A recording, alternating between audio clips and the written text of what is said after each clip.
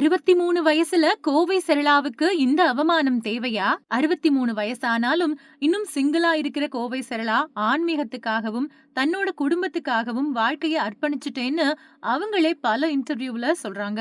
70ஸ், eighties சினிமாவுல Kovai Sarala நடிக்காத படமே இல்லன்னு தான் சொல்லணும். அதுவும் அவங்க அட் அ டைம்ல கவுண்டமணி, செந்தில், வடிவேலுன்னு ஜோடி சேர்ந்து நடிச்சாங்க. அந்த டைம்ல நடந்த சில சம்பவங்கள ஷேர் பண்ணியிருக்காரு பிரபல தயாரிப்பாளர் வி. சேகர். அவர் பேசும்போது ஆரம்பத்துல வடிவேலு கூட நடிக்க கேட்டபோது கோவை சரளா நோ சொன்னாங்க. நான் தான் கட்டாயப்படுத்தி அவங்கள நடிக்க வச்சேன். அவங்க ஜோடி ஒர்க் அவுட் ஆன நிலையில அடுத்தடுத்து பல படங்கள்ல சேர்ந்து நடிச்சு ஹிட் கொடுத்தாங்க.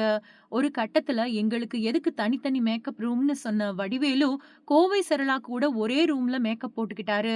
சில சமயம் 2 பேரும் ரூம விட்டு வெளிய வரவே இல்ல.